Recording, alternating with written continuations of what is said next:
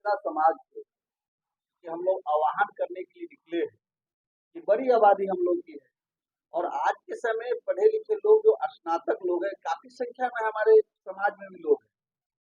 तो जब नहीं था तो कोई बात नहीं, अब तो है कैंडिडेट हमारे अति पिछड़ा के आ गए।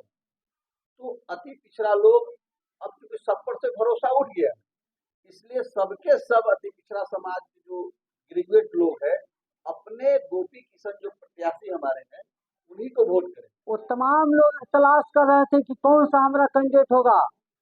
तो मैंने तिरहुत कमिश्नरी के बैठक में नाम रखा गोपी किशन जी का। उससे 5 कैंडिडेट अपना नॉमिनेशन देने से वापस लेने का निर्णय लिए और गोपी किशन जी को समर्थन करने का काम किया जो कैंडिडेट चुनाव पटना हाई कोर्ट ने अति पिछड़ों को रिजर्वेशन समाप्त कर दिया और उस सीट पर जेंडर से चुनाव कराने के लिए बिहार सरकार को आदेश दिया। उसी समय हम लोगों ने उस समय भाजपा के प्रदेश अध्यक्ष ओबीसी मोर्चा बिहार 2 टर्म से लगातार, जबकि प्रदेश अध्यक्ष होने के नाते अति पिछड़ा जहाँ 4 से 5 करोड़ जो अति पिछड़ा समाज है उसका आरक्षण समाप्त होता है नगर निकाय।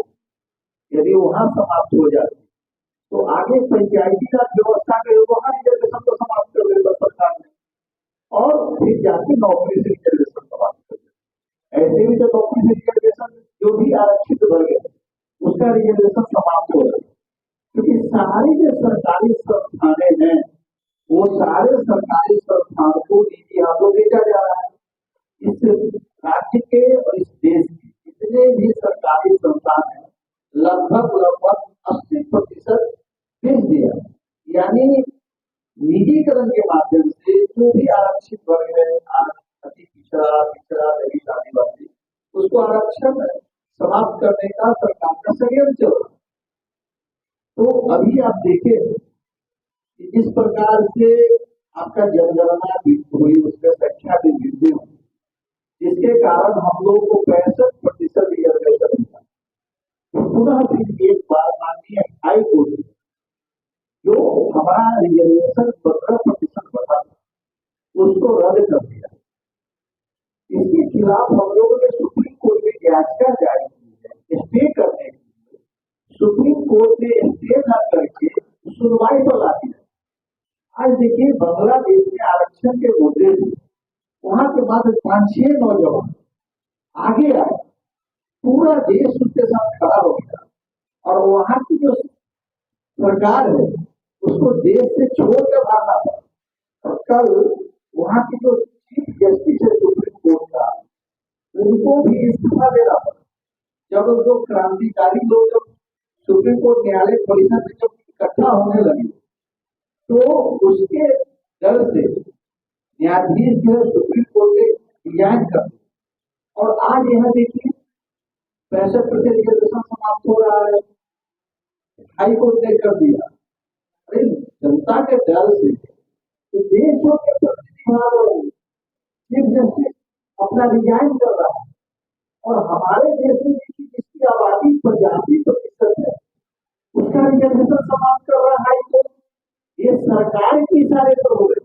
सरकार नहीं चाहती है कि हम लोगों से बदनाम हो और उसको अपने सामने आकर माननीय कोर्ट को आगे करके ईबीसी एससी एसटी और पिछड़ा समाज का रिजर्वेशन को समाप्त कर रहा है। अब देखिए कि पहले हम लोग जेंडर से क्वालिफाई होते थे तो जेंडर कोटा में जाते थे तो उस समय केवल एसटी एससी ईबीसी पिछड़ा का रिजर्वेशन था। अब तो जो वंचित था जो ईडब्ल्यू उसको तो 10% रिजर्वेशन दे दिए। देने में भी कहीं से कोई प्रक्रिया पूरी नहीं की गई, कोई कमीशन का बहाल नहीं किया गया। आनंद फानंद में मात्र 10 मिनट में 10% रिजर्वेशन दे दिया। जब हमारी संख्या में वृद्धि हुई 1921 में गणना हुई उसके आधार पर हम लोग रिजर्वेशन कर्पूरी ठाकुर बाबा साहेब भीमराव अम्बेडकर जी ने दिया। अभी माननीय बिहार सरकार ने जातीय गणना कराया उसमें हमारी संख्या वृद्धि हुई, उसके अनुपात में हमारा रिजर्वेशन आरक्षण का कोटा बढ़ा दिया, इसको रद्द करती है। तो बताइए कि हम अपील करेंगे समाज के लोगों से कि आप आगे आइए और देखिए शक्ति के सामने कैसे झुकती है सरकार और न्यायालय भी न्याय करती है। देखिए, अति पिछड़ा ही नहीं, अति पिछड़ा के साथ साथ तमाम लोग जो इंसानियत को पसंद करते हैं, सत्ता में भागीदारी चाहते हैं, वो तमाम लोग तलाश कर रहे थे कि कौन सा हमारा कैंडिडेट होगा। तो मैंने तिरहुत कमिश्नरी के बैठक में नाम रखा गोपी किशन जी का। उससे 5 कैंडिडेट अपना नॉमिनेशन देने से वापस लेने का निर्णय लिए और गोपी किशन जी को समर्थन करने का काम किया जो कैंडिडेट थे। और अब मैं आपको बता दूं कि हमारा अति पिछड़ा तो बहुत पिछड़ा हुआ है, लेकिन ये भी नहीं समझिए कि हमारा अति पिछड़ा पिछड़ा है तो पिछड़ा ले रहेगा। उसमें समाज को जगाने वाला एक व्यक्ति की जरूरत है। अगर सही संदेश लेके अति पिछड़ा समाज में जाते हैं तो अति पिछड़ा के समाज के लोग आपका बड़ी आदर करेंगे।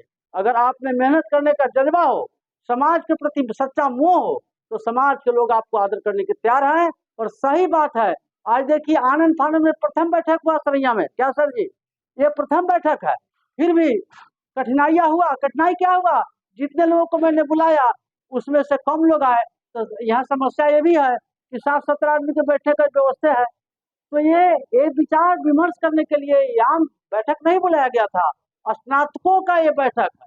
और जो स्नातक 70-75 एक जगह एकत्रित हो गए राय विचार के लिए, इसको कम उपलब्धि थोड़े मानिएगा। कैसे मैं मानूंगा कि अति पिछड़ा समाज सोया हुआ है? अति पिछड़ा समाज बहुत जगह हुआ है और बहुत जगेगा।